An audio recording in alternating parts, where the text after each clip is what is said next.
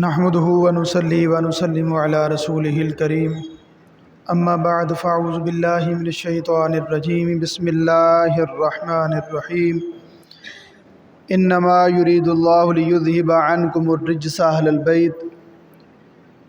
البيت ويطهركم تطهيرا صدق الله العظيم وصدق رسوله النبي الكريم الامين ونحن على ذلك لمن الشاهدين والشاكرين والحمد لله رب العالمين اما بعد فقد قال الله تبارك وتعالى في شان حبيبه ان الله وملائكته يصلون على النبي يا ايها الذين آمنوا صلوا عليه وسلموا تسليما الصلاة والسلام عليك يا سيدي يا رسول الله وعلى آلك وأصحابك يا حبيب الله الصلاة والسلام عليك يا رحمة للعالمين وعلى آلك وأصحابك يا خاتم النبيين اللهم نور قلوبنا بالقرآن وزين أخلاقنا بالقرآن وأدخلنا الجنة بالقرآن ونجنا من النار بالقرآن یا رسول اللہ انظر حالنا یا حبیب اللہ اسمع قالنا اننی فی بحر ہم مغرق خذ یدی سہل لنا اشکالنا مولایا صلی وسلم دائما ابدا علی حبیبک خیر الخلق کلہم هو الحبیب الذی ترجى شفاعته لكل حول من الاحوال مقتحم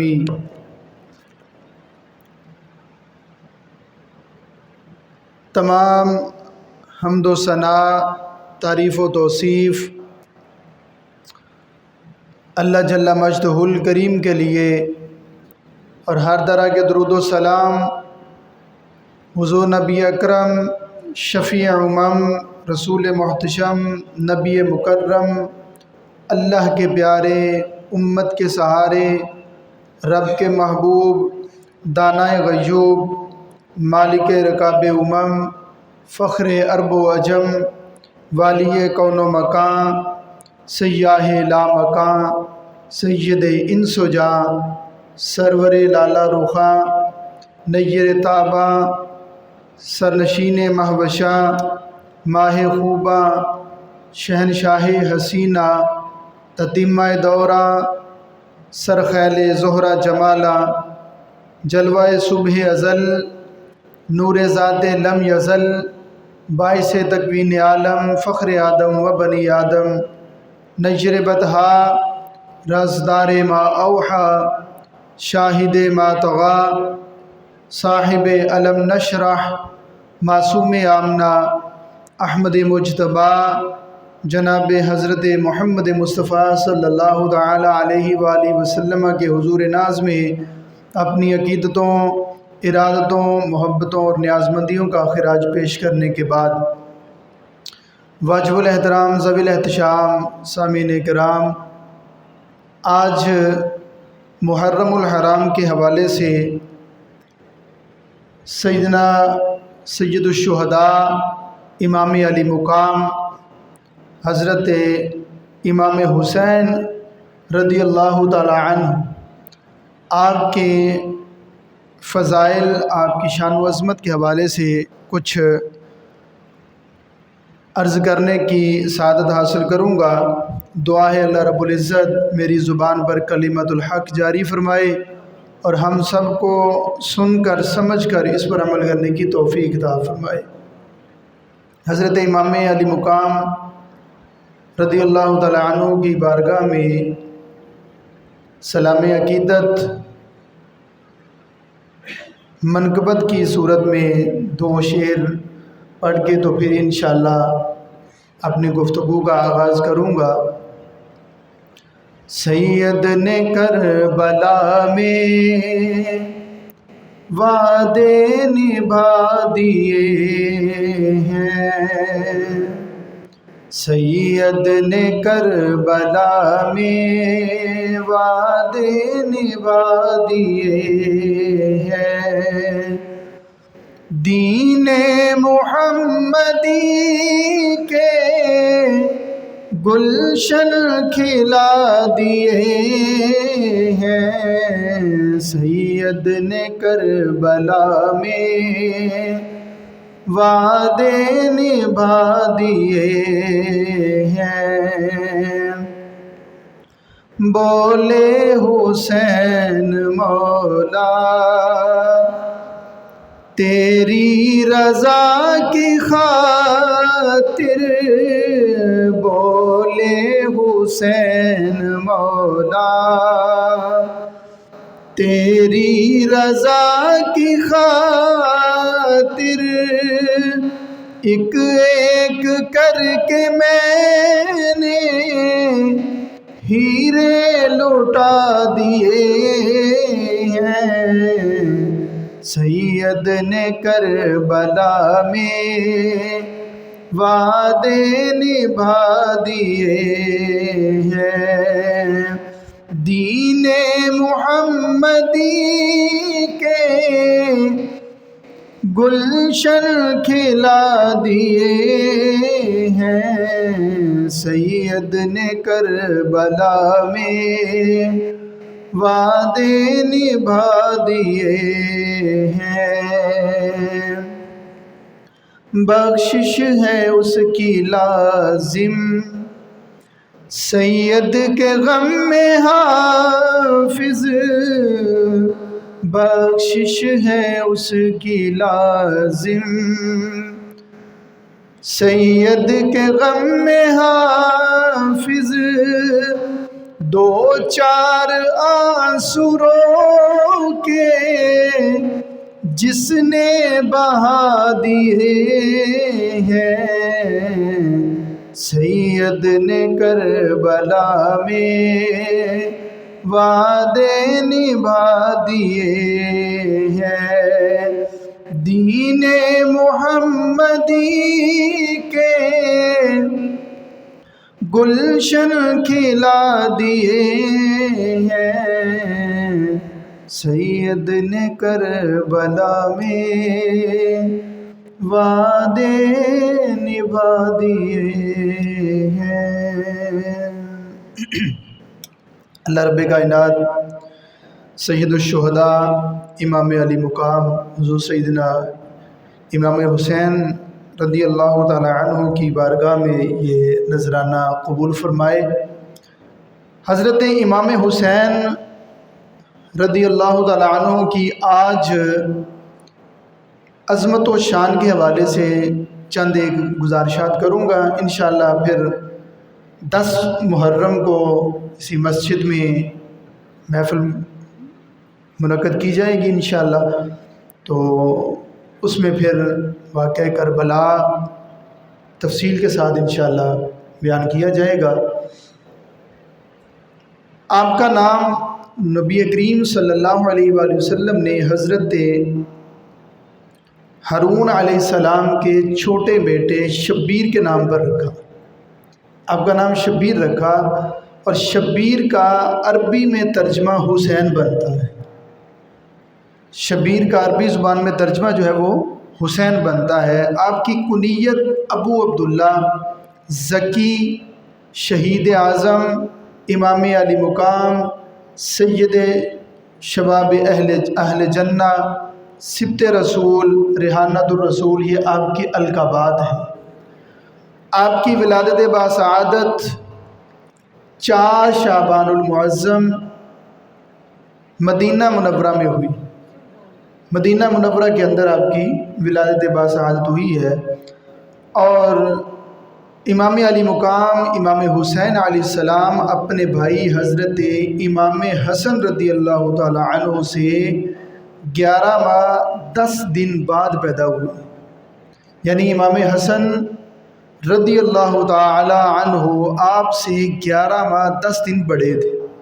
حضرت امام حسن جب آپ کی ولادت ہوئی تو سرور کونین صلی اللہ علیہ وآلہ وسلم آپ کو دیکھنے کے لیے تشریف لائے۔ حضور کی محبت بڑی تھی حضرت امام حسین علیہ السلام سے، دونوں نواسوں سے بڑی محبت تھی، لیکن حضرت امام حسین علیہ السلام سے خاص محبت تھی،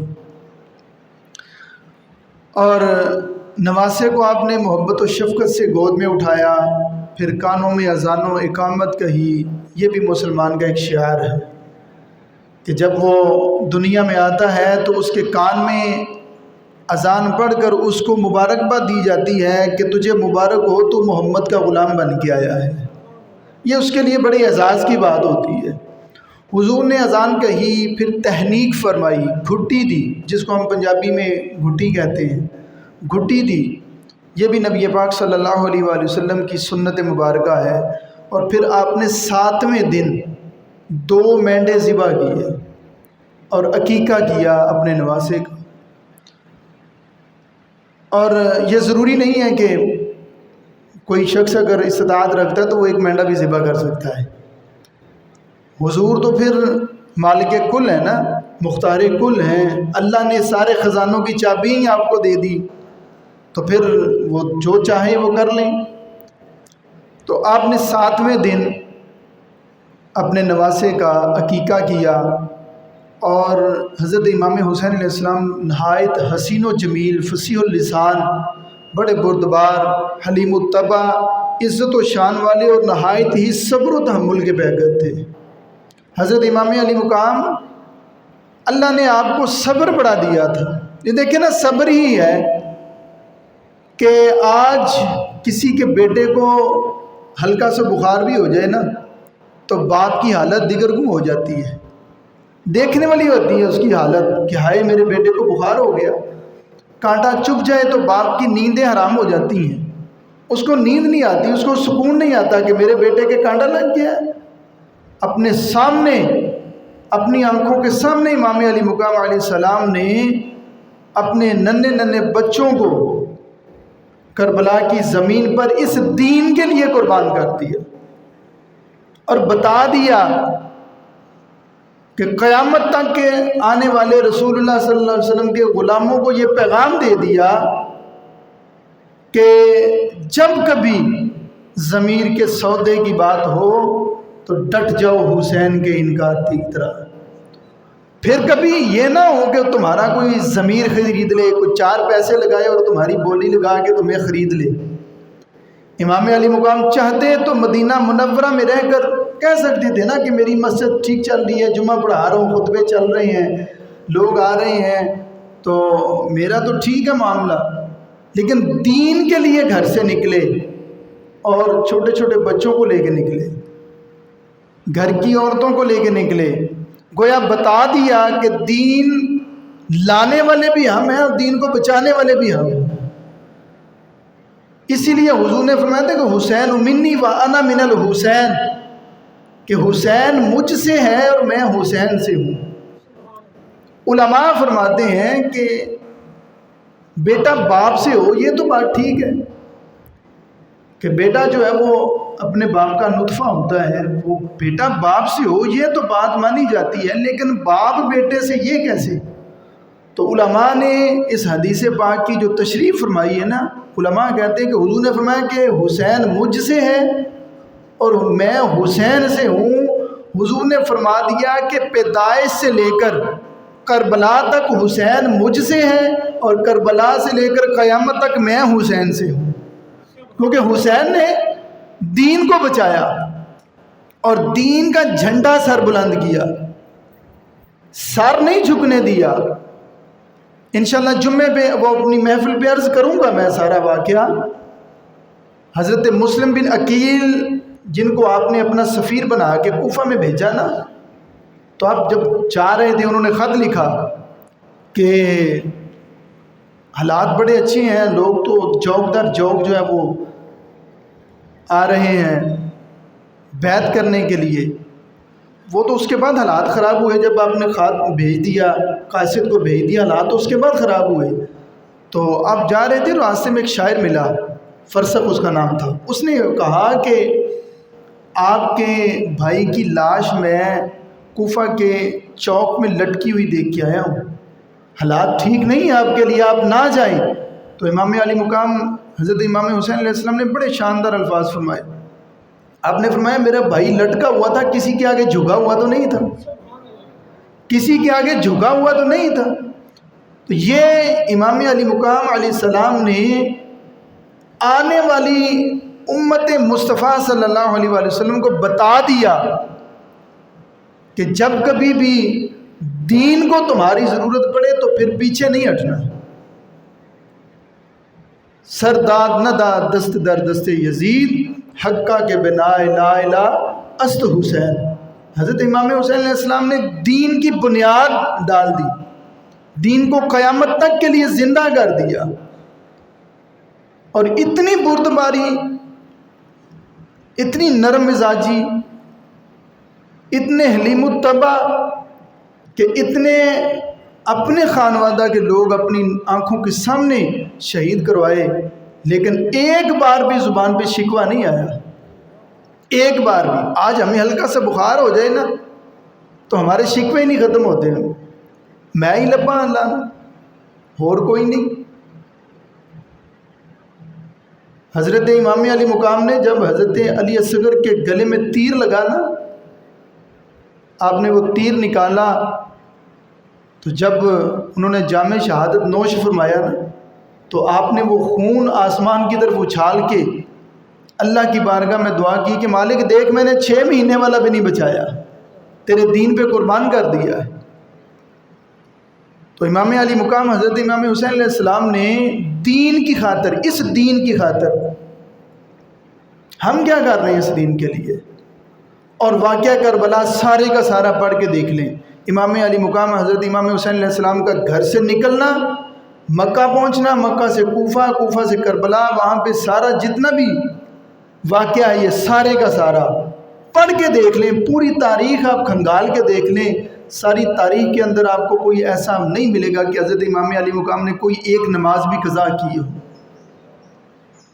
اتنی پریشانی کے عالم میں بھی نماز نہیں چھوڑی. اور ہمارے اوپر کون سی مصیبت آئی ہے، کون سی پریشانی ایسی ہمارے اوپر کہ آج مسلمان جو ہے جس کو سب کچھ مل گیا ہے یہ نمازیں چھوڑ رہا ہے.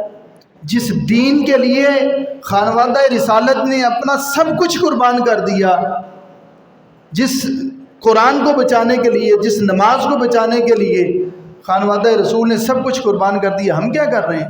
ہم کتنی وفا نبھا رہے ہیں ان کے ساتھ. حضرت امام علی مقام علیہ السلام سے حضور بڑی محبت فرماتے تھے. حضور نے فرمایا کہ جس نے حسین سے محبت کی اس نے مجھ سے محبت کی، اور جس نے مجھ سے محبت کی اس نے اللہ سے محبت کی.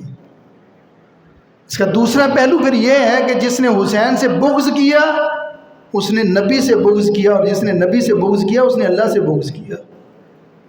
اتنی زیادہ محبت حضور کو. اور حضور نے فرمایا کہ حسین مجھ سے ہے اور میں حسین سے ہوں، جو اس سے محبت کرتا ہے وہ مجھ سے محبت کرتا ہے.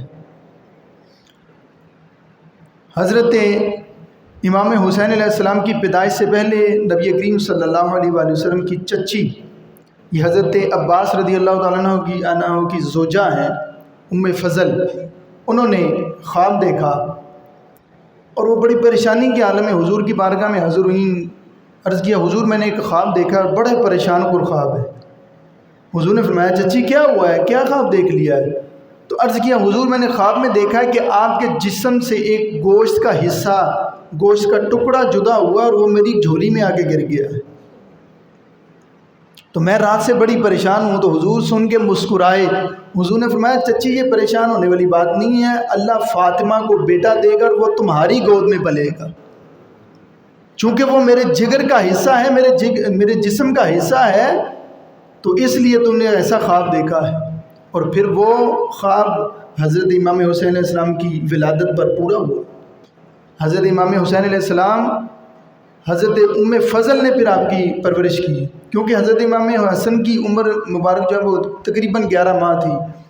تو سیدہ فاطمہ الزہرا سلام اللہ علیہہ سے دونوں بچے بیک وقت سنبھالنا تھوڑا مشکل ہو رہا تھا، تو اس لیے پھر انہوں نے حضرت امام حسین علیہ السلام کی پرورش انہوں نے کی ہے. اور حضرت جبرائیل علیہ السلام بھی حضرت امام حسین علیہ السلام سے بڑی محبت کرتے تھے. بڑا مشہور واقعہ ہے، حضرت ابو ہریرہ رضی اللہ عنہ سے روایت ہے کہ نبی کریم صلی اللہ علیہ وآلہ وسلم نے ایک دن، کیونکہ یہ گھرانہ وہ گھرانہ ہے کہ جس کی تربیت حضور نے خود کی ہے، حضور نے خود مانگ کر، حضور نے فرمایا کہ اللہ میرے اہل بیت کو، میرے گھر والوں کو اتنا رزق دینا کہ بس یہ زندہ رہیں. یہ جمع نہ کرو۔ یہ جو حضرت امام حسین علیہ السلام نے 10 دن جو ہے نا وہ بغیر کھائے پیے گزارے، یہ اسی تربیت کا حصہ تھا، اسی تربیت کا ثمر تھا۔ حضور گھر میں ان کی روحانی تربیت بھی کرتے، اخلاقی تربیت بھی کرتے، اور پھر ان کو میدان جہاد کے لیے بھی تیار کرتے تھے۔ تو حضور نے حضرت امام حسن اور حضرت امام حسین علیہ السلام کو دونوں شہزادوں کو بلایا، اور حضور نے فرمایا کہ میرے سامنے کشتی کرو۔ اب دونوں شہزادے کشتی کر رہے ہیں اور حضور دیکھ رہے ہیں،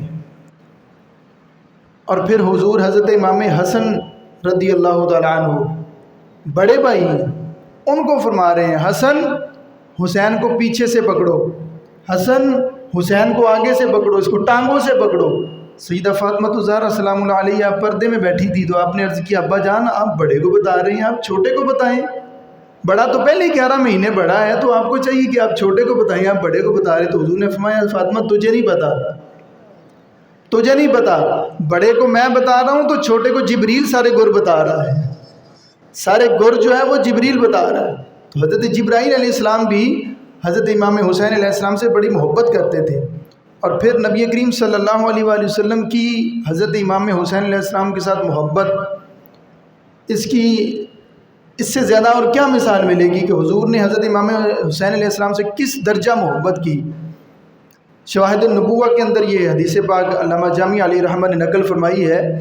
آپ فرماتے ہیں کہ ایک روز سید عالم صلی اللہ علیہ وآلہ وسلم حضرت امام حسین علیہ السلام کو اپنے دائیں ہاتھ میں اور اپنے صاحبزادے حضرت ابراہیم علیہ السلام کو بائیں جانب بٹھائے ہوئے ان سے پیار کر رہے تھے، محبت کر رہے تھے۔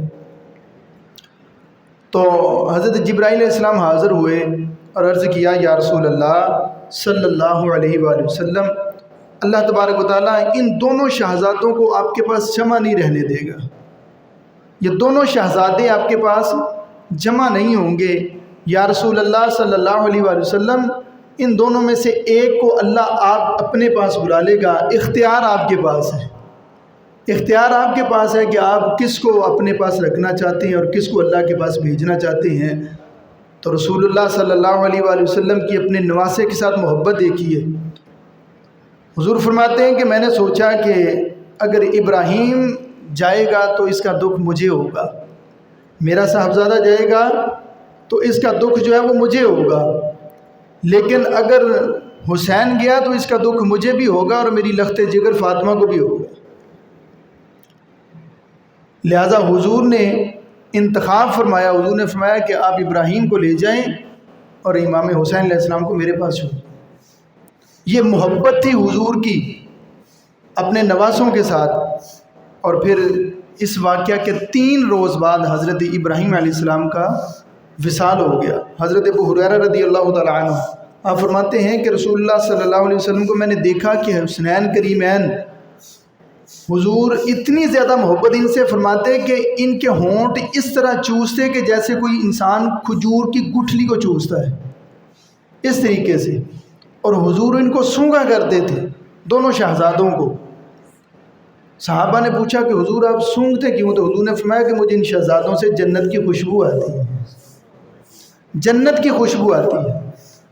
اور نزہۃ المجالس کے اندر یہ حدیث پاک نقل ہے، علامہ نصفی علیہ رحمہ نے اس کو نقل کیا ہے۔ فرماتے ہیں کہ حسنین کریمین نے ایک دن 2 تختیاں لکھی، کچھ لکھا انہوں نے، لکھ کر تو حضرت علی کرم اللہ وجہ الکریم کی بارگاہ میں حاضر ہوئے، عرض کیا بابا جان یہ بتائیں کہ دونوں میں سے تختی کس کی اچھی ہے، خط کس کا اچھا ہے، کس نے اچھا لکھا ہے؟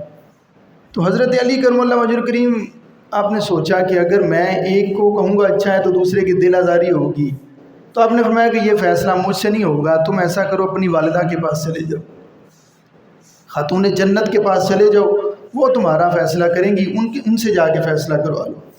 دونوں شہزادے اپنی والدہ کے پاس پہنچے اور عرض کیا کہ اماں جان دیکھیں تختیاں ہم نے لکھی ہیں، تو دیکھیں دونوں میں سے خط کس کا اچھا ہے، کس نے پیارا لکھا ہے؟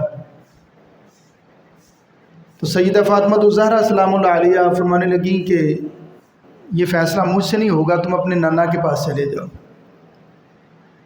جب حضور کی بارگاہ میں پہنچے نا تو مختار کل ہیں، کائنات کے مالک ہیں، حضور نے فرمایا بیٹا یہ فیصلہ مجھ سے نہیں ہوگا، تمہارا فیصلہ کرنے کے لیے جبریل آئیں گے، جبریل تمہارا فیصلہ کریں گے کہ خط کس کا اچھا ہے۔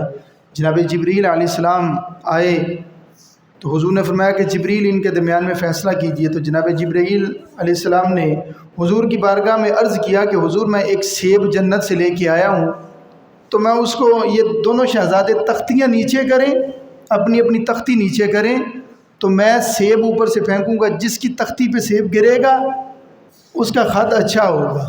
دونوں نے تختیاں نیچے کی، امام حسین علیہ السلام نے بھی اور حضرت امام حسن علیہ السلام نے، دونوں نے تختیاں نیچے کی۔ حضرت جبرائیل علیہ السلام نے اوپر سے سیب پھینکا، اللہ کی قدرت سے وہ سیب 2 حصوں میں تقسیم ہو گیا، دونوں کی تختیوں پہ گر گیا۔ یعنی اللہ کو بھی یہ منظور نہیں ہے کہ کسی کا، دونوں میں سے کسی شہزادے کا دل جو ہے وہ دکھ جائے۔ اتنی زیادہ محبت اور ان کے اندر سخاوت۔